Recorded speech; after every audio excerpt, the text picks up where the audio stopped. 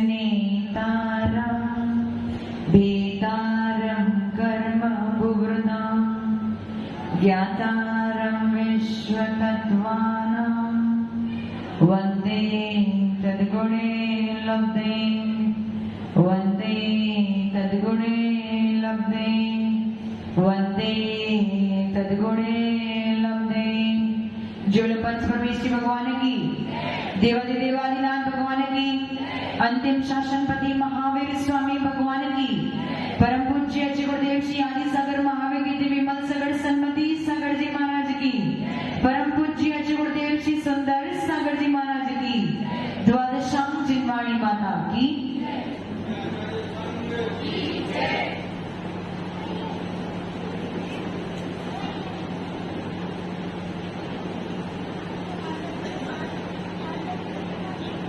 कल अघातीय कर्मों के बारे में चर्चा चल रही थी। कर्म कितने प्रकार के होते हैं? आगम, खड़े हो जाते, माइक ले लिया हाथ में। हाँ,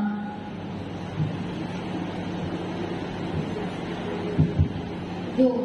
पहले आज शिशु नमस्ते। कर्म कितने प्रकार के होते हैं? दो प्रकार। कौन से दो? घात्य कर्म और अघात्य। उसके पहले दो प्रकार बताए थे, तब तो था द्रव्य कर्म और भाव कर्म। और दो क्या है? घात्य और अघात्य। और कितने प्रकार के होते हैं? 8। कौन से?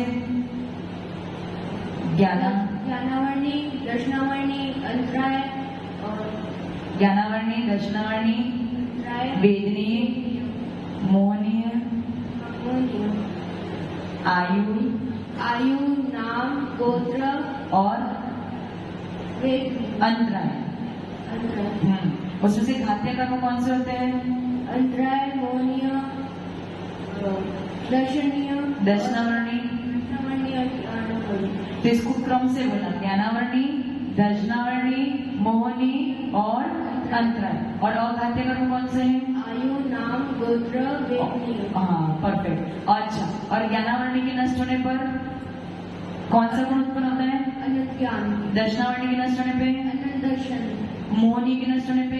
अनंत सुख। और अंतराय के नष्ट होने पे? अनंत वीर्य। अच्छा, कल मैंने कौन सा कर्म बताया था? आयु कर्म के नष्ट होने पर?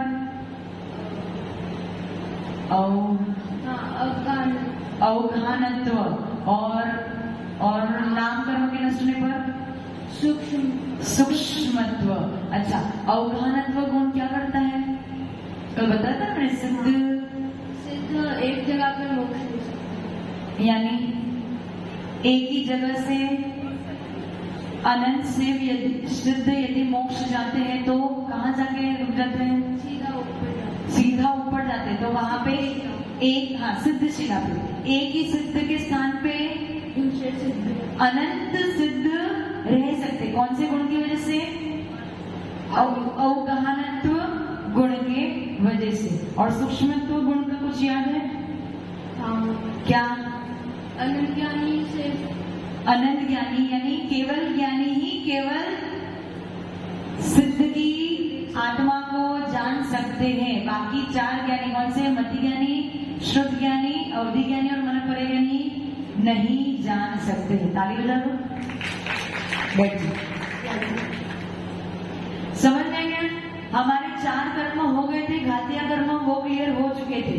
अब अघातीय कर्म में कल हमने आयु कर्म और नाम कर्म के बारे में पढ़ा था कि इन दोनों कर्म के नष्ट होने पे कौन से गुण उत्पन्न होते हैं। राजेंद्र जी, आपको याद था? याद था? पूछ लूं मैं आपसे? आगम ने तो एकदम क्लियरली बता दिया, आपकी गलती हो सकती है। पूछ लूं? नहीं पूछू। आयु कर्म के नष्ट होने पे कौन सा गुण प्रकट होता है? अवगाहनत्व। अवगाहनत्व गुण के बारे में क्या बताया था? एक ही सिद्ध जिस सिद्ध शिला में जौन से जिस स्थान पे विराजमान है उसी स्थान पे अनंत सिद्ध भी उसी स्थान पे विराजमान हो सकते हैं। कौन से गुण की वजह से? अवगाहनत्व गुण के वजह से। और अवगाहन इस शब्द से अर्थ क्या हुआ? स्थान देना। अवगाहन शब्द से अर्थ क्या हुआ? स्थान देना। यानी एक सिद्ध अनंत सिद्ध को एक ही जगह पे स्थान देते हैं। हाँ, राजेंद्र जी। नमस्ते गुरुदेव, भंडारी महाराज। महाराज जी, आपने बताया था कि अरिहंतों को भाव मोक्ष प्राप्त होता है और सिद्धों को द्रव्य मोक्ष प्राप्त होता है। हाँ हाँ, पूछो, प्रश्न पूछो। और उस वर्णन से हम जो समझे, सिद्ध अरिहंतों से ऊपर होते हैं, जबकि नमोकार मंत्र में अरिहंतों को पहले नमस्कार किया गया। ऐसा क्यों? आशीष ने आज प्रवचन में कुछ बताया था, अंत में बताया था। 3 विषय बताऊं मैं या आशीष आप भी बताओगे? कल बताएंगे आशीष। बस वो 3 विशेषण और 2 विशेषण की वजह से ही अरिहंत, आशीष ने बताया था ना कि सिद्ध के कितने विशेषण है? 3 विशेषण अपन मानते हैं ना, हितोपदेशी, सर्वज्ञ और वीतरागता। और सिद्ध के कितने विशेषण है? 2। हितोपदेशी, वो सर्वज्ञ और वीतराग है। ये जो एक विशेषण कम है, बस उसी की वजह से अरिहंत को आगे और सिद्ध को पीछे रखा। परंतु इसका पूरा विश्लेषण कल आशीष अपने प्रवचन में आपको बताएंगे। समझ में आएगा? तो अभी राजेंद्र जी ने बोला कि भाव मोक्ष किसको हुआ? भाव मोक्ष होने पर अपन क्या बन जाएंगे? अरिहंत। और द्रव्य मोक्ष होने पर ऐसा हो सकता है कि पहले द्रव्य मोक्ष हो जाए और बाद में भाव मोक्ष हो जाए, ऐसा हो सकता है क्या उषा जी? ऐसा हो सकता है? शीतल आंटी, पहले आपको द्रव्य मोक्ष हो जाए फिर भाव मोक्ष, ऐसा हो सकता है क्या? कुछ कह रही है, माइक देना। हाँ, उनसे बात कर लेते, दे देंगे। शीतल आंटी बोलिए। नमस्ते गुरुदेव। द्रव्य मोक्ष हो गया तो भाव मोक्ष अपने आप हो जाएगा। द्रव्य मोक्ष हो जाएगा तो भाव मोक्ष अपने आप हो जाएगा। आठों कर्मों में नाश हो गया, द्रव्य मोक्ष। मेरा प्रश्न था कि क्या ऐसा हो सकता है कि पहले द्रव्य मोक्ष हो बाद में भाव मोक्ष हो? भैया सीटी मार रहे हैं माइक। हाँ, ऐसा हो सकता है क्या? पहले द्रव्य मोक्ष और फिर भाव मोक्ष, ऐसा हो सकता है क्या? क्या? पहले केवल ज्ञान का भी मोक्ष होगा ना। तो केवल ज्ञानी को क्या बोलेंगे? उनको कौन सा मोक्ष हो गया? और फिर द्रव्य मोक्ष वाले को क्या बोलेंगे? क्या बोलेंगे? क्या मोक्ष? द्रव्य मोक्ष नहीं, द्रव्य मोक्ष जिनको हो गया उनको क्या बोलेंगे? सिद्ध। अच्छा, जिनको भाव मोक्ष हो गया उन्हें अरिहंत बोलेंगे, जिनको द्रव्य मोक्ष हो गया उनको सिद्ध बोलेंगे। तो क्या सिद्ध को भाव मोक्ष नहीं हुआ क्या? मतलब यहाँ पे समझने की बात ये है कि भाव मोक्ष के बिना द्रव्य मोक्ष नहीं नहीं नहीं होगा। पहले भाव मोक्ष होना जरूरी है। जिसको भाव मोक्ष होगा उसी को द्रव्य मोक्ष होगा। आप कोई ऐसी गलत फहमी में नहीं रहना कि किसी जीव को भाव मोक्ष होना है, किसी जीव को द्रव्य मोक्ष, ऐसा नहीं हो सकता। जिसको पहले भाव मोक्ष होगा, जो पहले अरिहंत बनेंगे वही आगे जाके सिद्ध बनेंगे, आगम। जो पहले जिनको भाव मोक्ष होगा उन्हीं को आगे जाके क्या मिलेगा? द्रव्य मोक्ष मिलेगा। समझ में आया? ऐसा नहीं हो सकता कि आधा मोक्ष किसी के पास और आधा मोक्ष किसी के पास। ऐसा राजू जी, कोई गलत फहमी तो नहीं है इसमें? क्लियर है ना? कंसेप्ट क्लियर है? तो आयु कर्म के नष्ट होने पर क्या उत्पन्न हुआ? अवगाहनत्व गुण उत्पन्न हुआ। उसके बाद नाम कर्म के नष्ट होने पर कौन सा गुण उत्पन्न हुआ था? सूक्ष्मत्व गुण। कल मैंने सूक्ष्मत्व गुण के बारे में बताया था, लेकिन मुझे ऐसा लग रहा है कि अभी भी लोग उसके बारे में थोड़े से कंफ्यूज है, समझ में नहीं आया है। तो किसी का प्रश्न है क्या? सूक्ष्मत्व गुण को लेकर किसी का प्रश्न है? यदि प्रश्न है तो पूछ लो, नहीं तो मैं वापस पूरा रिपीट करूँ। किसी को प्रश्न पूछ रहे हैं? अमित जी, पूरा कंप्लीट क्लियर था? क्लियर ही नहीं था। कौन पूछ रहा है? कोई पूछ रहा है? कोई नहीं पूछ रहे? तो मैं बता दूं सूक्ष्मत्व गुण। देखो, यहाँ पे वातावरण में जो संसारी जीव है, देखो अपने पास जीव कितने प्रकार के हैं? 2। एक तो संसारी और दूसरे मुक्त, या फिर कह दो एक शरीरी और दूसरे अशरीरी। शरीरी कौन है? हम सब शरीरी है। जो सांसारिक जीव है सारे के सारे शरीरी है, और जो मुक्त है वो सारे अशरीरी है। यानी सांसारिक जीवों के पास पुद्गल है और अशरीरी शरीरी यानी सिद्ध जीव के पास कोई भी प्रकार का पुद्गल नहीं है। अब यहाँ पे जितने भी सूक्ष्म जीव है वातावरण में, जैसे जल भी जीव है, अग्नि भी जीव है, वायु भी जीव है। आपको जीव दिख रहे हैं क्या? अमित जी, सुनील जी, जीव दिख रहे हैं? तो वो कौन है? सूक्ष्म जीव है, हमारी ज्ञान में नहीं आ रहे। हमारे पास तो केवल मध्य ज्ञान और श्रुत ज्ञान है, लेकिन जिनके पास इससे अधिक ज्ञान है, जैसे अवधि ज्ञानी मुनिराज, जिनके पास परमावधि और सर्वावधि ज्ञान होता है। ये ज्ञान क्या होता है मैं आगे पढ़ाऊंगी, लेकिन अभी सिर्फ सुन लो। अवधि ज्ञानी मुनिराजों को ये सूक्ष्म जीव भी नजर आते हैं। किसके बल पे? किसके बल पे? यदि नैना जी बिना शरीर के यहाँ पे आ जाए तो मुझे नैना जी दिखेंगी क्या? दिखेंगी क्या? हमें नैना जी का आत्मा नहीं दिख रही। क्या दिख रहा है? नैना जी का शरीर, पुद्गल दिख रहा है। इस पुद्गल के माध्यम से हम अनुमान लगा रहे हैं कि नैना जीव का जीव भी यहाँ पे आ गया है। समझ में आ रहा है मैं क्या कहना चाह रही हूँ? हमें आत्मा दिख रही है क्या? हम शरीर के माध्यम से ये अनुमान लगा रहे हैं कि ये जीव के साथ में ये शरीर भी है। डॉक्टर साहब, आत्मा दिख रही है क्या? आपने तो बहुत साइंस पढ़ा है, कभी आत्मा को पकड़ा? कभी नहीं, सिर्फ शरीर को पकड़ा, शरीर का छिंदन मिलन किया, सब कुछ किया, लेकिन आत्मा को आपने कुछ भी नहीं कर पाया। क्यों? क्योंकि आत्मा हमारा विषय, हमारे ज्ञान का विषय नहीं। हम केवल परोक्ष में जान सकते हैं, मतलब शास्त्र आत्मा ऐसी होती, आत्मा ऐसी होती, आत्मा ज्ञान वाली है, आत्मा दर्शन, इतना सुन सुन के हम समझ गए कि भैया आत्मा ऐसी होती है। लेकिन आत्मा को हमने देखा क्या?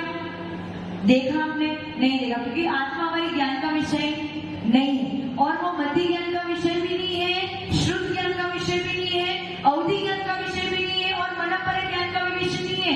आत्मा किसका विषय है? केवल ज्ञानी जीव प्रत्यक्ष में देख सकता है कि आत्मा कैसी होती है, कहाँ जाती है, कहाँ गमन करती है, कहाँ बैठी है। ये सब किसका विषय है? केवल ज्ञानी का। अब यहाँ पे जो सूक्ष्म जीव है वो हमारे ज्ञान का विषय नहीं है, क्योंकि वो सूक्ष्म है, लेकिन वो अवधि ज्ञानी और मनपरे ज्ञानी का विषय है, क्योंकि उनको सूक्ष्म पुद्गल भी नजर आता है। क्या बोला मैंने? सूक्ष्म पुद्गल भी नजर आता है। किसको नजर आता है? अवधि ज्ञानी और मनपरे ज्ञानी। अब जब वो पुद्गल को भी आपने अलग कर दिया, यानी शरीर को भी आपने अलग कर दिया, बचा क्या? क्या बचा? शरीर को अलग कर दिया, बचा क्या? आत्मा बची। आत्मा कहाँ जाके विराजमान हो गई? सिद्ध में। अब कौन से ज्ञानी उनको देखेंगे? केवल ज्ञानी ही देख पाएंगे। उसका मतलब क्या हुआ? मध्य ज्ञान और श्रुत ज्ञान का जो विषय है वो बड़ा बड़ा विषय है। बड़ी बड़ी वस्तु आपको दिखने में आएगी, छोटी मोटी वस्तु आपको दिखने में नहीं आएगी। अवधि ज्ञानी और मनपरे ज्ञान का विषय और सूक्ष्म है, यानी स्थूल विषय नहीं। स्थूल विषय यानी ये बैग है तो बैग बड़ा ऐसे नजर आ रहा है, लेकिन यहाँ पे जो जीव जंतु घूम रहे हैं, पुद्गल परमाणु घूम रहे हैं, वो हमें नजर, क्योंकि वो सूक्ष्म विषय, स्थूल विषय हम समझ पा रहे, लेकिन सूक्ष्म विषय हमारे नजर में नहीं आए। लेकिन अवधि ज्ञानी और मनपरे ज्ञानी को सूक्ष्म विषय भी नजर आ रहा है, लेकिन केवल ज्ञानी को उससे भी अधिक सूक्ष्म कौन है? आत्मा। उससे भी अधिक सूक्ष्म कौन है? आत्मा। केवल ज्ञानी को उससे भी अधिक सूक्ष्म वस्तु नजर आ रही है, और वही सूक्ष्मत्व गुण किसमें प्रकट हुआ? सिद्धों में प्रकट हुआ। कब प्रकट हुआ? नाम कर्म के नाश होने में वो सूक्ष्मत्व गुण की प्रकट, यानी सूक्ष्मत्व गुण की प्राप्ति सिद्धों को हुई। समझ में आया मैंने क्या बोला? समझ में आया? समझ में आया? देखो, यदि मैं आपसे पूछूं, डॉक्टर साहब आप पिछले भाव में क्या थे, अगले भाव में क्या बनोगे?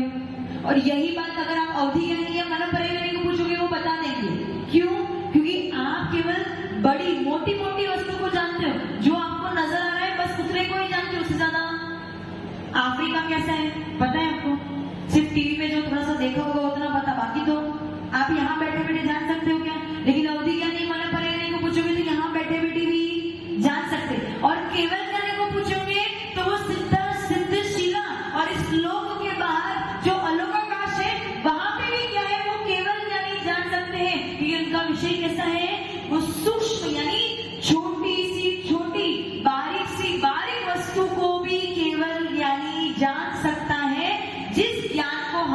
जिस वस्तु को हम जैसे ज्ञानी नहीं जान सकते हैं। अब कुछ समझ में है? कुछ समझ में है कि नहीं? किसी को प्रश्न? अभी भी कंफ्यूज? हाँ, मैं प्रश्न पूछो। देखो, मेरे को जितना कंफ्यूजन दिखेगा मैं आपको उतना समझाऊंगी, लेकिन आप प्रश्न पूछेंगे तो मुझे और समझ में आएगा कि आपको कंफ्यूजन किस में हो रही है। मेरा प्रश्न ये है कि आचार्य श्री केवल ज्ञानी पहले आत्मा में भविष्य में पहले कौन थे, इससे आपने पूछा आपके हिसाब से कि पहले कौन में आप क्या थे, तो आगे आने वाले कौन में क्या बनोगे, तो आचार्य श्री बता सकते हैं? आचार्य श्री इस काल में तो नहीं बता सकते। यदि वो चतुर्थ काल में होते तो बता देते। चतुर्थ काल में अवधि ज्ञानी एवं मनपरे ज्ञानी मुनिराज पाए जाते थे, लेकिन इस पंचम काल में क्योंकि अब विशुद्धि गिरती जा रही है, परिणाम गिरते जा रहे हैं और आसपास का द्रव्य क्षेत्र काल भाव भी गिरता जा रहा है, इसीलिए अब अवधि ज्ञानी और मनपरे ज्ञानी वाले जीव यहाँ पे आपको नहीं मिलेंगे। पंचम काल खत्म हो जाने के बाद भी पंचम काल के बाद तो और बुरा काल आएगा, छठा काल, जिसका अभी तो काल का नाम है दुखमा काल। छठा काल दुखमा यानी डबल दुखमा। तो वहां तो आपको ये जीव इतने बड़े बड़े अच्छे धर्म करने वाले नजर आ रहे हैं। छठे काल में ना धर्म है ना कर्म है, खाने के लिए केवल मछलियां मिलेगी और रहने के लिए पर्वत में वो जो क्या बोलते हो, खड्डा खोद के गुफाएं, छोटी छोटी गुफाओं में आपको रहना पड़ेगा। बस यही है छठे काल में। धर्म कर्म मुनिराज वगैरह कोई भी नहीं है, वस्त्र भी नहीं होंगे। और कैसे होंगे? बोने 1.5 हाथ की, 1.5 हाथ की तो है, हाँ 1.5 हाथ के और केवल 20 वर्ष की आयु मैक्सिमम। 1 हाथ या 1.5 हाथ, मेरा थोड़ा सा कंफ्यूजन है। 1 हाथ, हाँ 1 हाथ के बोने होंगे, वस्त्र रहित होंगे और 20 वर्ष की मैक्सिमम आयु और अंत में 15 वर्ष की आयु बचेगी। और खाने के लिए क्या मिलेगा? मछली। तो अब क्या करना है आपको? जाना है छठे काल में, तो कहाँ जाना है? कहाँ? स्वर्गों में। तो मतलब क्या करना है? हमें क्या करना है? रिजर्वेशन करना है। अभी धर्म करके रिजर्वेशन कर लो स्वर्ग में, ताकि पंचम काल के बाद क्या आने वाला है? ये पंचम काल के 22,000 वर्ष, उसके बाद छठे काल के 22,000 वर्ष, उसके बाद वापस छठा काल आएगा, वो भी 22,000 वर्ष का, उसके बाद वापस पंचम काल आएगा, वो भी 22,000 वर्ष का, सॉरी 21,000 वर्ष का, गलती हो गई मेरी। 21 + 21, फिर वापस 21 और + 21, कितने हो गए? 84,000 वर्ष। 84,000 वर्ष का रिजर्वेशन स्वर्गों में कर लो और लौट के वापस चतुर्थ काल में आना, तो आपको यहाँ पे तीर्थंकर और मुनिराज मिलेंगे। समझ में आ गया? एक तो छठे काल में मैंने थोड़ा गलत बोला था। छठे काल में मनुष्य कैसे होते हैं? 1 हाथ के 20 वर्ष मैक्सिमम आयु, 15 वर्ष मिनिमम आयु और 21,000 वर्ष के काल है। अभी अपना कितना काल? अभी जो पंचम काल है वो भी 21,000 वर्ष का, छठा काल भी 21,000 वर्ष का, वापस लौटते हुए छठा काल आएगा वो भी 21,000 वर्ष का और पंचम काल आएगा वो भी 21,000 वर्ष का। उसके बाद जाके कहीं पे धर्म प्रारंभ होगा। और कौन से तीर्थंकर पहले बनेंगे? जो सैनिक राजा अभी नरक में बैठे हैं, जो सैनिक राजा अभी नरक में बैठे हैं, उनकी आयु भी 84,000 वर्ष की है। 84,000 वर्ष की है। बस 84,000 वर्ष पूरे करके वापस लौट के आएंगे और अपने चतुर्थ काल के प्रथम तीर्थंकर भरत क्षेत्र के वो बन जाएंगे। पद्म नामक प्रथम तीर्थंकर सैनिक राजा बनेंगे। तो उन्होंने तो नरक में अपना रिजर्वेशन कराया। अमित जी, हमें कहाँ कराना है? नरक में। तो और स्वर्ग में जाने के लिए क्या करना पड़ेगा? क्या करना पड़ेगा? धर्म। कैसा धर्म? हाँ, दीक्षा। तो कब ले रहे? हम जब बोले तब। हम तो आज आप नारियल जलाओ, कल ही आपकी दीक्षा कराने को तैयार है। शीतल आंटी को कोई तकलीफ नहीं है। समझे? तो सूक्ष्मत्व गुण की बात चल रही थी। प्रश्न क्या था? सूक्ष्मत्व गुण के बारे में तो था ही नहीं। हाँ, आचार्य श्री अवधि ज्ञान, मनपरे ज्ञान, केवल ज्ञान समझ में है? मतलब मध्य ज्ञान और शुद्ध ज्ञान जितनी वस्तु को जानते हैं उससे अधिक सूक्ष्म बारीक वस्तु को कौन जानते हैं? अवधि ज्ञानी और मनपरे ज्ञानी। उससे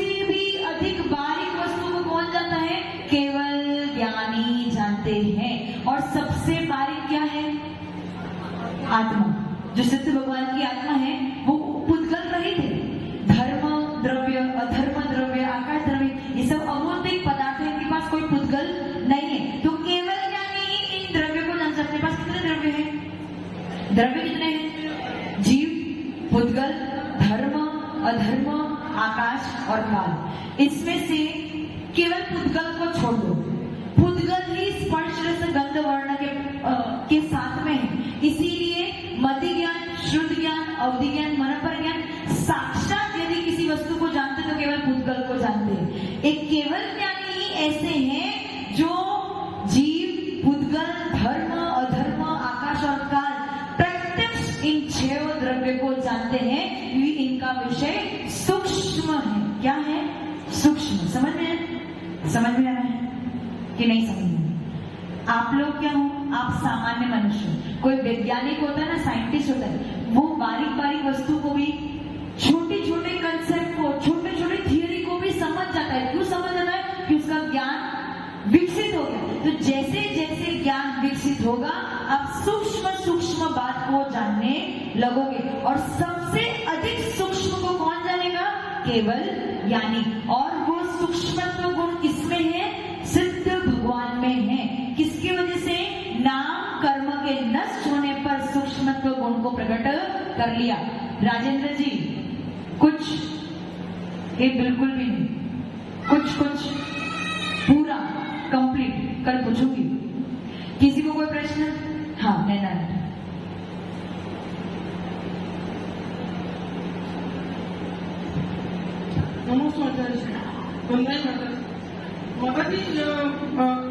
भगवान तो केवल ज्ञान होता है, उससे मुझे 4 ही कर्म नष्ट होते हैं, वो अरिहंत भगवान बन जाते हैं। उसमें तो उनको आयु कर्म नाम नाश होना बाकी रहता है।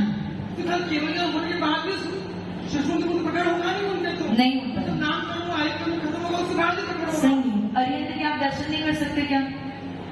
हम दर्शन कर सकते, समोसा में। हाँ, तो वो सूक्ष्मत्व गुण कहाँ है? आपके ज्ञान का विषय बन रहे अरिहंत। आप जिस अरिहंत को देख सकते हो, उनको नमस्कार कर सकते हो, उनकी वंदना कर सकते हो, मतलब आपके ज्ञान में वो झलक रहे कि नहीं झलक रहे? तो उसका मतलब आपके विषय बन गए। तो वो सूक्ष्म है ही नहीं। वो सूक्ष्म नहीं है। हाँ। लेकिन केवल ज्ञान भगवान को भी सूक्ष्म तो प्रकट नहीं हुआ है। नहीं हुआ है।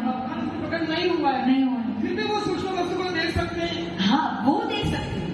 अरिहंत जो सूक्ष्म, उनके पास केवल ज्ञान है और उस केवल ज्ञान के माध्यम से वो सूक्ष्म वस्तु को देख सकते हैं। लेकिन अरिहंत अभी सूक्ष्म नहीं हुए। सूक्ष्म नहीं हुए, फिर भी वो सूक्ष्म वस्तु देख। हाँ, समझ में? क्यों? उनके पास क्या है? अभी केवल ज्ञान है। केवल ज्ञान। आंटी का प्रश्न क्या है कि उन्होंने नाम कर्म को नष्ट किया कि नहीं किया? माइक बंद कर दो। वो सीधी। अच्छा, पूछो।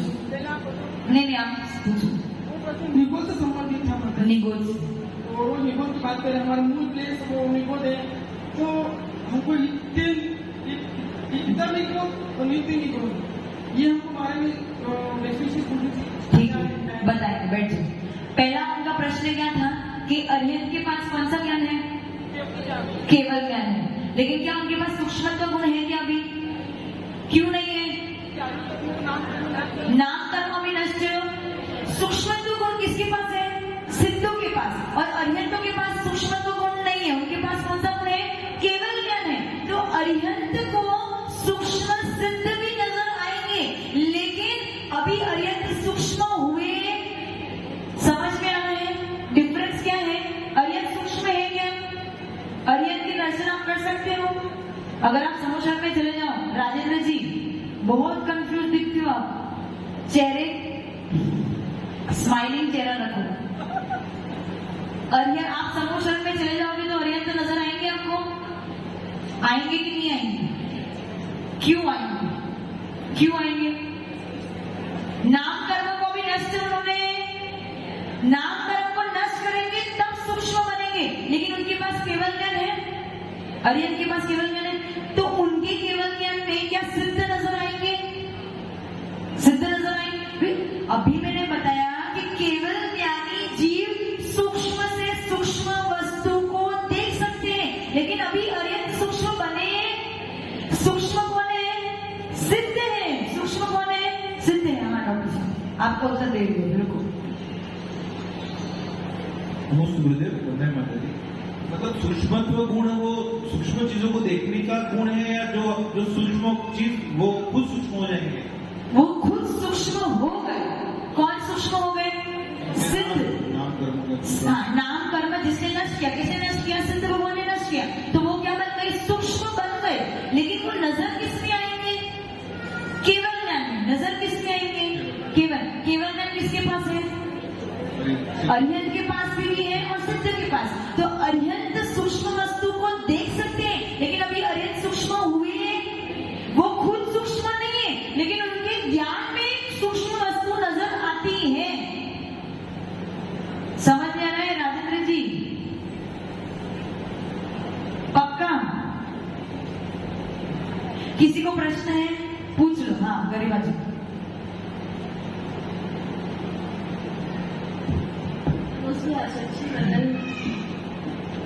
माता जी, आपने बताया कि भाव मोक्ष होने पर अरिहंत बनते हैं और द्रव्य मोक्ष होने पर सिद्ध बनते हैं।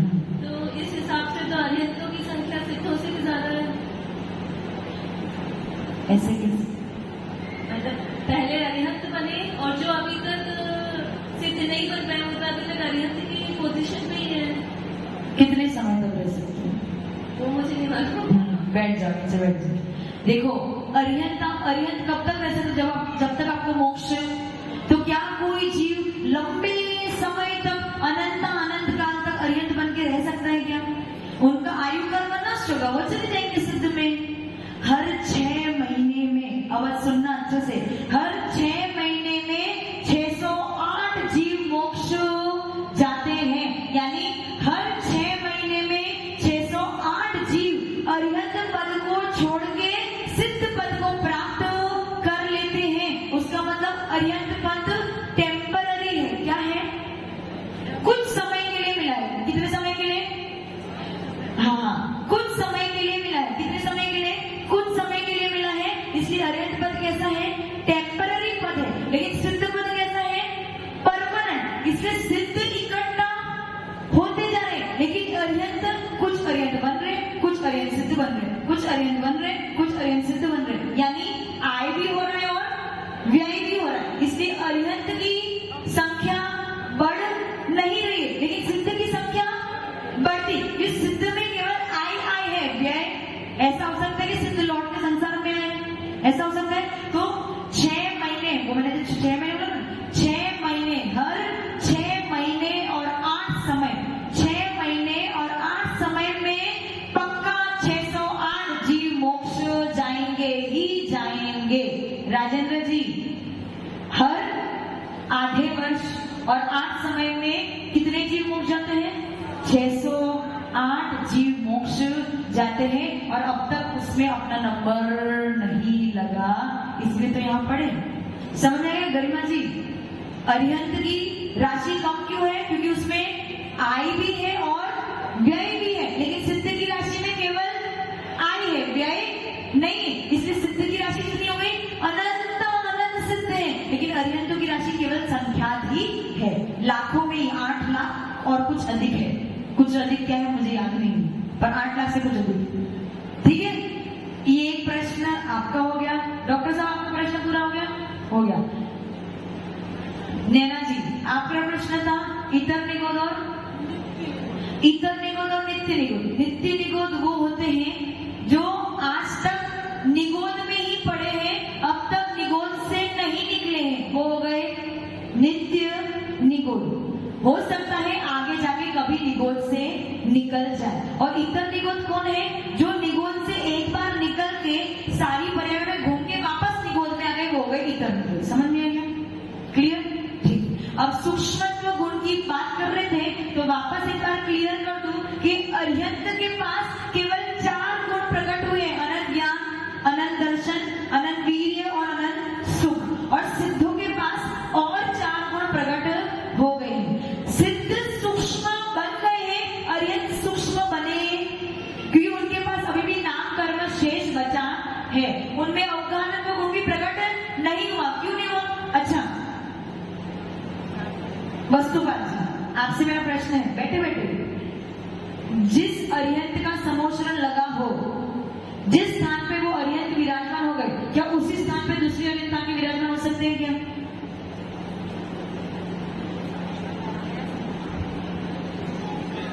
जैसे अर्यंत का तो समोचरण नहीं दिखता है, तीर्थंकर का समोचरण लगता है। हाँ, कोई बात नहीं। अर्यंत में तीर्थंकर जहाँ बैठे हैं समोचरण में, उसी तीर्थंकर की जगह पे दूसरे तीर्थंकर आके बैठ सकते हैं क्या? क्योंकि अभी अवकानत्व गुण उत्पन्न नहीं हुआ है। अवकानत्व गुण कब उत्पन्न होगा? सिद्ध बनोगे तब उत्पन्न होगा। समझ में आया? तो अवकानत्व गुण अभी अर्यंत में उत्पन्न, सूक्ष्मत्व गुण अभी अर्यंत में उत्पन्न, लेकिन केवल ज्ञान उत्पन्न हो गया है, इसलिए उनको सूक्ष्म से सूक्ष्म वस्तु नजर आती है। अब क्लियर है? अब क्लियर है? किसी को प्रश्न? सुनील जी, क्लियर नहीं है? क्लियर है? पक्का? किसी को प्रश्न नहीं पूछना है? पूछ लो। वकील साहब, हाँ लवेश जी।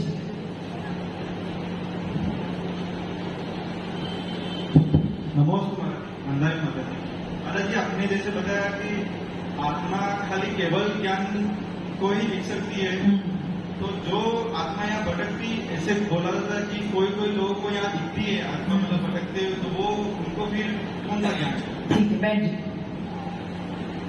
आत्मा कभी भटकती नहीं है, पहली गलती रहती है। आत्मा कभी भटकती नहीं है। वो देव भटकते हैं, आत्मा नहीं भटकती। पहली बात ये, देव के पास वैकृत शरीर है और वो भी पुद्गल पिंड है, इसलिए वो आपका ज्ञान का विषय हो सकता है, क्योंकि पुद्गल को आप देख सकते हो। दूसरी बात, जब कोई जीव यहाँ से मरण करके देव अथवा नरक में गमन करता है, शरीर तो उसने यहाँ पे छोड़ दिया, समझो मेरा यहाँ पे मरण हो गया, तो शरीर कहाँ रहेगा? आत्मा कहाँ करेगी? गमन कर जाएगी। तो अभी उस आत्मा के पास शरीर है कि नहीं है? जब तक उस नया जन्म नहीं लेती, जन्म लेने पे तो शरीर मिलेगा, उसके पहले शरीर मिलेगा क्या? बिना जन्म के शरीर मिलेगा नहीं। तो यहाँ पे मेरा मरण हो गया, शरीर मैंने यहाँ पे छोड़ दिया, अब आत्मा धीरे धीरे गमन कर रही है, देवगति में जा रही है। अब वहां जाके जन्म लेगी, तब जाके उसको देवगति का शरीर मिलेगा। तो बीच में अशरीरी हो जाएगी क्या आत्मा? अशरीरी हो जाएगी, शरीर तो है नहीं, तो फिर अशरीरी हो जाएगी। वकील साहब दलीलें पेश करो, अशरीरी हो जाएगी क्या? अशरीरी नहीं होगी, उसके पास अभी कार्मा शरीर बचा है, उसके पास तेजस शरीर अभी भी, कर्म तो लगे हुए हैं ना। जब तक आपको सिद्ध गति की प्राप्ति नहीं होगी, तब तक कर्म आपसे अलग होने वाले हैं। राजेंद्र जी, कर्म साथ में लेके जाओगे? नहीं लेके जाओगे, यहीं छोड़ के जाओगे। धन लेके जाओगे? धन लेके जाओगे। पत्नी लेके जाओगे? अच्छे से उत्तर दो, शर्माओ नहीं। धन लेके जाओगे? नहीं लेके जाएंगे। पत्नी लेके जाओगे? शरीर लेके जाओगे? ये शरीर नहीं लेके जाओगे, लेकिन कर्म शरीर आपको साथ में ही लेके जाना पड़ेगा। कर्म तो आपको साथ में लेके जाओगे। जो कर्म इस भव में बांधे हैं, वो तो आपको साथ में लेके, और कर्म क्या है? पुद्गल है। कर्म क्या है? कर्म क्या है? पुद्गल है। इसलिए वो भी अवधि ज्ञानी, मन पर ज्ञानी का विषय बन जाएगी। राजेंद्र जी, नहीं समझ में आया? कर्म क्या है? पुद्गल। तो पुद्गल को कौन देख सकता है?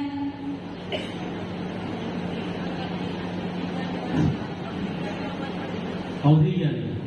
आप भी देख सकते हो, अवधि ज्ञानी भी देख सकते हैं, मन पर ज्ञानी भी। लेकिन कर्म सूक्ष्म है, इसलिए आपको नजर नहीं आ रहा, पर अवधि ज्ञानी और मन पर ज्ञानी को नजर आ जाएगा। समझ में आया?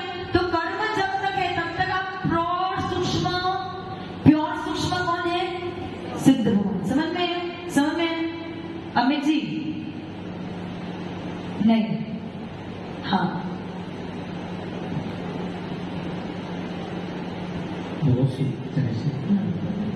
मेरा प्रश्न ये कि जैसे लोगों के अंदर जैसे आत्मा घुस जाती है, दूसरी आत्मा, जैसे वो क्या कहते हैं, हाँ, समझ ऊपर की बात है। तो वो क्या उसके अंदर दूसरी आत्मा प्रवेश करती है क्या? वो दूसरी आत्मा ने, वो देव, ये जितने भी भूत, पिशाच, व्यंतर जो है, वो सब के सब देवगति के जीव। कौन है? देवगति के जीव। आपको लगता है वो भूत आया, पिशाच आया, राक्षस आया, वो कोई कुरूप नहीं होता, क्योंकि देवगति के जो सर्वांग सुंदर होते, वो केवल विक्रिया के द्वारा अपना रूप को बदल के आपके सामने बिल्कुल विकराल रूप लेके आते ताकि आप डर जाए। समझ में आए? और वो आपके शरीर में प्रवेश कर जाते हैं और फिर आपको परेशान करते। वो आत्मा नहीं, वो वैकृत शरीर के साथ में उनकी आत्मा भी आपके शरीर में प्रवेश करती है। लेकिन उसने तो जैसे कर्म किए होंगे ना, उसके कर्म की सजा इस उज्जवल को मिल रही है, दूसरे को। वो अगर आपके शरीर में प्रवेश करके आपको परेशान कर रही है तो सजा किसको मिल रही है? शरीर को नहीं, किसको? शरीर के माध्यम से आपको। क्यों मिल रही है सजा? मेरे कर्मों में बस कोई देव, ये व्यंतर भूत पिशाच कौन है? सब देवगति के जीव। कोई देव यदि आपको परेशान कर रहे हैं, यदि आपको ऊपरी बाधा हो रहा है, समझ लेना आपका तीव्र कर्म का उदय है जिसकी वजह से वो आपको बाधित कर रहे हैं। अथवा आपने पूर्व भाव में या इसी भाव में उस व्यक्ति को बहुत परेशान किया है जिसकी वजह से आपका क्या बन गया है? बैर बन गया है, और उस बैर का बदला लेने अब वो आपके पास आया है। समझ में आ गया? तो ये मत समझना कि आत्मा भटकती, आत्मा नहीं भटकती। कौन भटकते हैं? व्यंतर, देव वगैरह भटक, व्यंतर जाति के देव होते ना, वही भूत पिशाच। और ये गलत फहमी नहीं रखना कि भूत वगैरह विकराल मतलब गंदे रूप वाले देव नहीं होते हैं। देव सारे के सारे सर्वांग सुंदर होते हैं, भले वो भूत पिशाच और व्यंतर ही क्यों ना हो। वो केवल आपको डराने के लिए विकराल रूप धारण करते हैं। समझ में आया? राजेंद्र जी, आप बहुत कंफ्यूज दिखते हो। हंसता हुआ खिलखिलाता हुआ चेहरा रखो और कंफ्यूज हो तो प्रश्न पूछो। समझ में आ गया? आज तो बात आगे बढ़ी नहीं।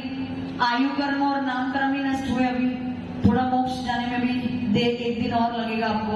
कल शायद मोक्ष चले जाओ आप लोग।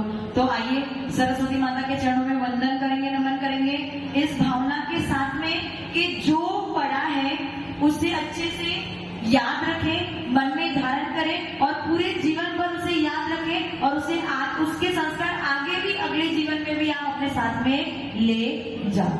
ओम ह्रीं वाग्वादिनी द्वादशांगिनी हंसगामिनी वीणावादिनी शुद्ध कविता सारवताई सरस्वतीभ्यो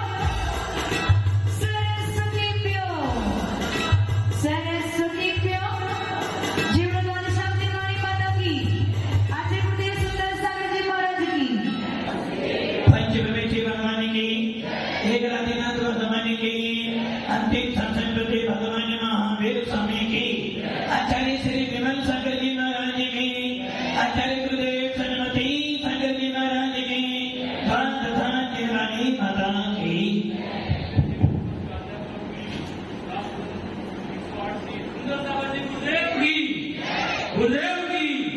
गुरुदेव की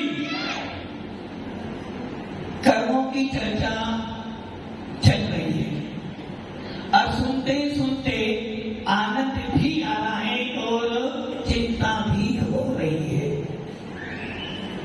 आनंद इसलिए आ रहा है कि कम से कम हमें ये मालूम पड़ रहा है कि सब कुछ तरह कराया किसका है? मेरा है। और इनको जानने के बाद में ऐसा ना करो कि तू डर से लग रहा है क्यों हमने कर्म कर दिए, वो तो अपना फल देंगे। अभी आप जो चर्चा चल रही थी, ये ध्यान रखना, इन चर्चाओं को करने के लिए भी बहुत बड़ी हिम्मत चाहिए। हर कोई व्यक्ति जल्दी से कर्म सिद्धांत पढ़ने के लिए तैयार नहीं होता। श्रावक छोड़ो, साधु भी पढ़ने के लिए तैयार। यदि किसी संघ में 30 साधु, 25 साधु, 50 साधु होंगे तो कर्म कांड, जीव कांड, सिद्धांत पढ़ने से दो ही मिलेंगे जो पढ़ सकते हैं। खाली पढ़नी हो, नाच भक्ति करनी हो, जो सब करने वाले बहुत मिल जाएंगे। तो अभी चर्चा चल रही थी आत्मा की। शास्त्र को पढ़ने वाले कितने हैं? थोड़े लोग हैं। और जो समय शास्त्र को पढ़ लेते हैं या तो पागल हो जाते हैं। पागल मतलब मंदिर बंद, महाराज जी बंद, स्वाध्याय करो, स्वाध्याय करो, स्वाध्याय करो, कुछ भी खाओ, रात में खाओ, दिन में खाओ, आत्मा शुद्ध है। एसी ले रहो, कूलर ले रहो, पंखे ले रहो, आत्मा शुद्ध है। वो एक तरह के होता है। और जो आत्मा को समझ जाते हैं वो मुनिराज बनकर मोक्ष में चले जाते हैं। तो आपको कौन सा बनना है? एसी वाला और बिना एसी वाला बनना है? कहाँ एसी वाला? अभी एसी वाला आत्मा को समझने के बाद जब बन जाओगे फिर बिना एसी वाले बन जाना, फिर महाराज बन जाना। आत्मा को जानना चाहते हो, आत्मा का वेदन करना चाहते हो, आत्मा का अनुभव करना चाहते हो तो एक ही उपाय है, वो उपाय है सिर्फ निर्गंध बन जाना। बिना निर्गंध बने आत्मा का अनुभव, गुलाब जामुन देखने में अच्छा लगता है, अमित जी देखने में अच्छा लगता है, और नैना जी बनाने में भी अच्छा लगता है, किंतु अनुभव कब लोगे, स्वाद कब लोगे? जब मुंह में जाएगा। उषा जी मुंह में जाने तो स्वाद आएगा क्या? अभी मुंह से बाहर निकाल दो तो स्वाद आएगा क्या?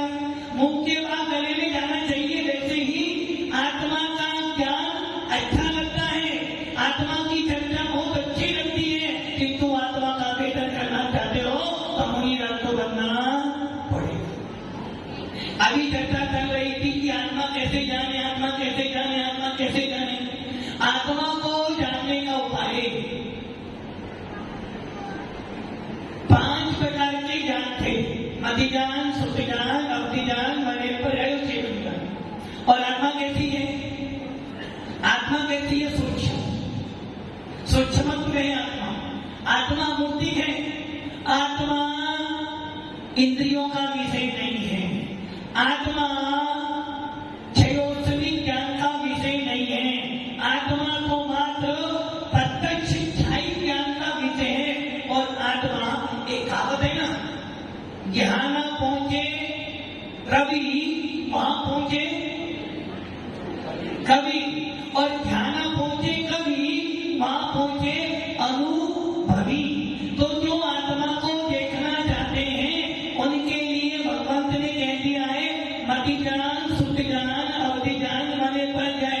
कि चारों ज्ञान कैसे अशुद्ध है, और अशुद्ध ज्ञान से शुद्ध आत्मा का अनुभव नहीं हो सकता है। आचार्य कुलकुम स्वामी ने अपने समय सार में लिखा कि भैया मैंने आत्मा को प्रत्यक्ष देखने का प्रयास किया, मैंने आत्मा का अनुभव किया, मैंने आत्मा का वेदन किया। अब आप मुझसे महाराज जब मति ज्ञान, शुद्ध ज्ञान, अवधि ज्ञान, मने परे ज्ञान से आत्मा का अनुभव नहीं हो सकता तो कुलकुम स्वामी ने कैसे जाना? अरे भाई मैंने पहले क्या बोला, निर्गंध बनने के बाद वेदन होता है। कुलकुम स्वामी ने निर्गंध बनने के बाद आत्मा को आत्मा में विराजमान किया और अनुभव लिया, प्रैक्टिकल किया। जितने भी साइंस होते हैं प्रैक्टिकल करते हैं और बदल जाते हैं, किंतु भगवान महावीर के शासन में एक बार प्रैक्टिकल कर लिया, बदलने वाला नहीं है। ऐसे उनको स्वामी कहते हैं कि आत्मा कोई वस्तु नहीं है। आत्मा कोई वस्तु नहीं जो मैं तुझे हाथ पे रखकर दिखा दूं। आत्मा तो अनुभव की चीज है। यदि तू अपनी आत्मा को देखना चाहता है तो उसका उपाय है, और उपाय क्या है? बस एक, सारे तरीके से रहित हो जाओ, सारे विकल्पों से अलग हो जाओ, सारे राजदेश से अलग हो जाओ, और पंडित जी बना लो कि मैं कौन हूं? आत्मा हूं, आत्मा हूं, आत्मा। मैं सदा क्या यथे सुबह भी आत्मा। गोरा काला जो भी दिखता चाह में है,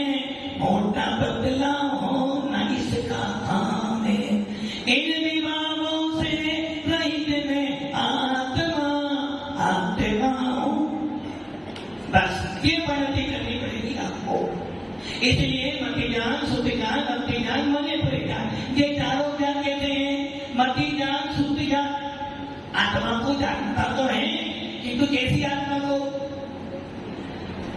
कैसी आत्मा को? कर्म सहित आत्मा। यदि यहां पर एक देव आ जाए तो मती जानी, शुद्ध जानी, जान जाएगा कि बड़ी आत्मा है, कर्मों से सहित है।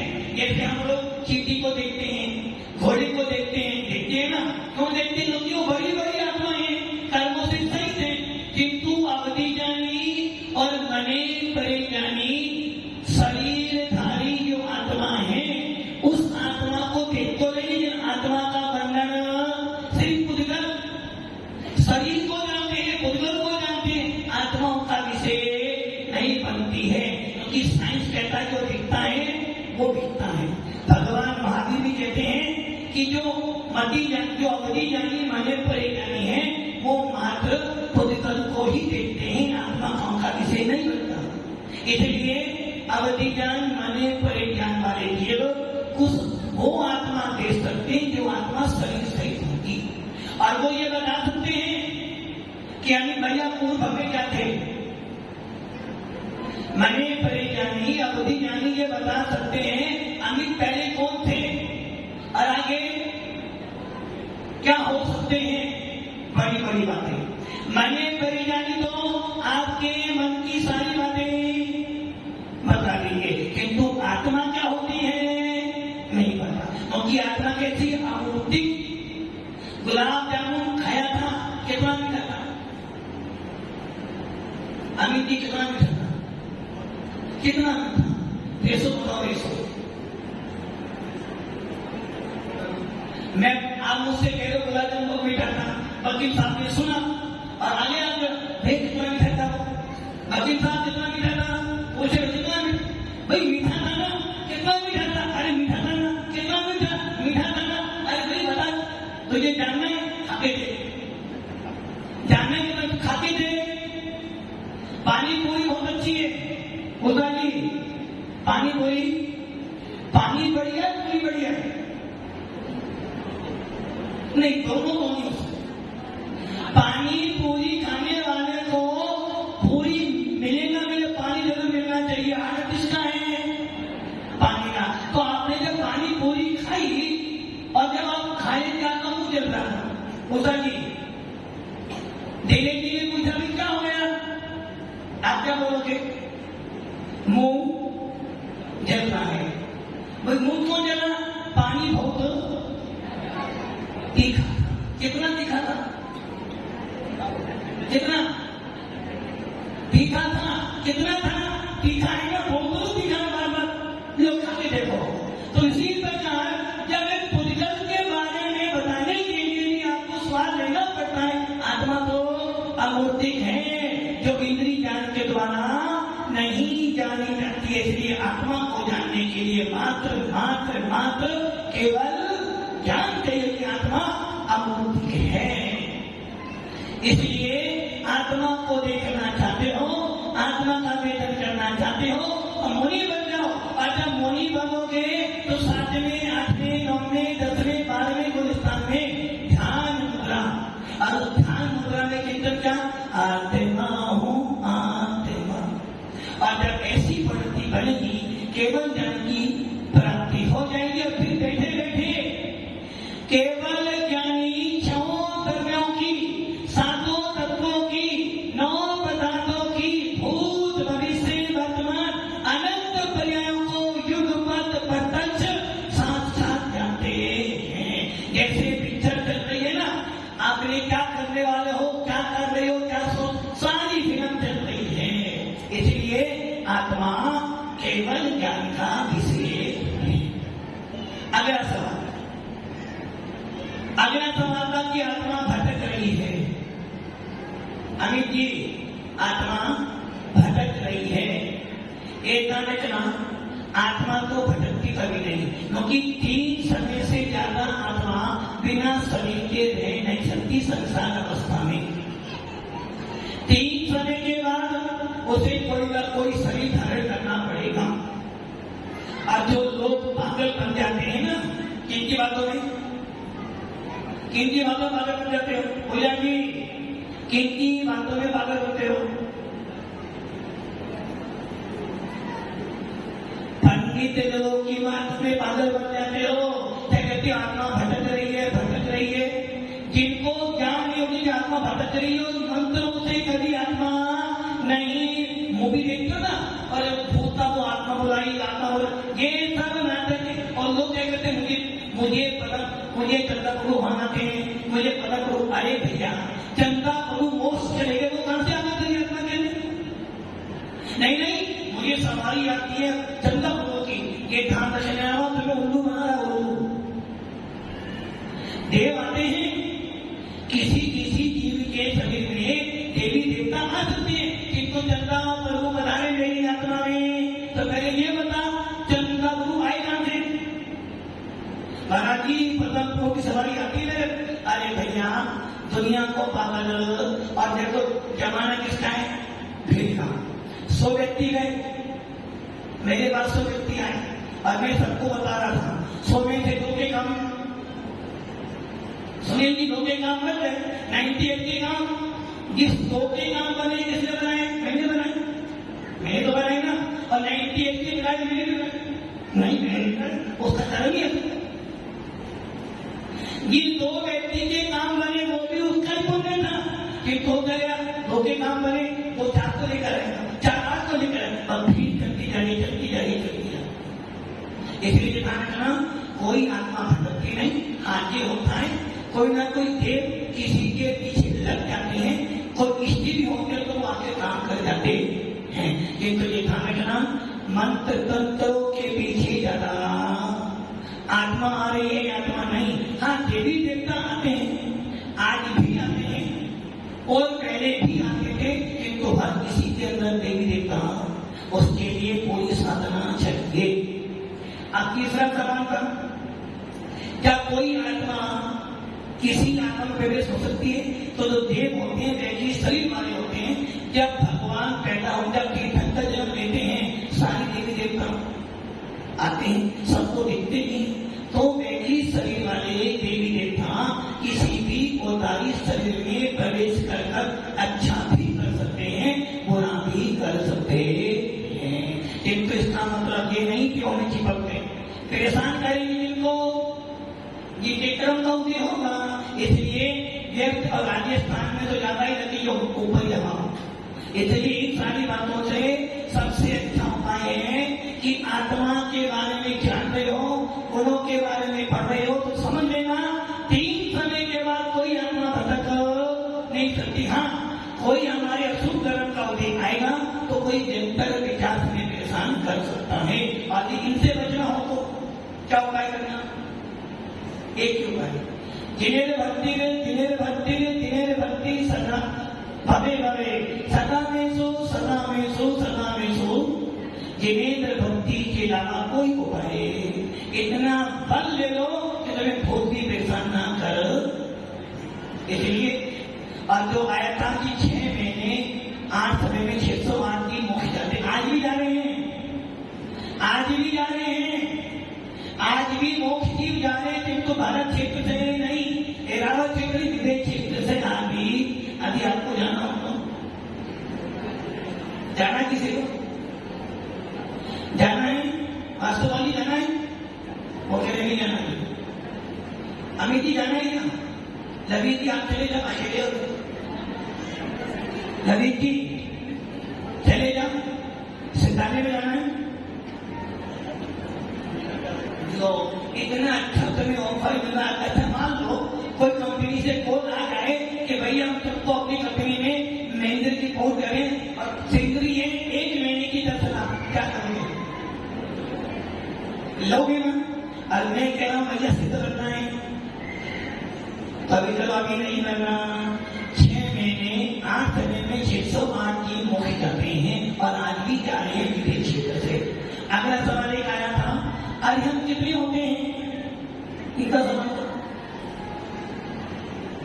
आप देखा ना, अरिहंत कितने होते हैं? क्योंकि अरिहंत क्या था इस सिद्धता में? अरिहंत का गुणस्थान है 13वां और 14वां। सिद्धों के गुणस्थान से आते 13वें गुणस्थान में 8 लाख 8,502, 8,98,502। 13वें गुलिस्तान में सारे अधिक से अधिक इतने सिद्ध हो सकते हैं, इतने अनंत हो सकते हैं। और 14वें में मात्र 598, 8,98,502। इतने ही अनंत इससे अधिक नहीं हो सकते एक समय में, अधिक से अधिक। और जब बोलता 3 काम 9 करोड़ मुनिराज उसमें अनंत आ गए, और सिद्ध कितने सिद्ध तो अनंत अनंत हैं। कितने होगी बात? हाँ, राजू जी सुनना ही नहीं बात। राजू जी इसलिए बार बार चिंता में हो जाते हैं कि वो स्वास्थ्य में 2 दिन तो आते 4 दिन छुट्टी, और यहाँ के जाने के बाद पढ़ते लिखते तो सबसे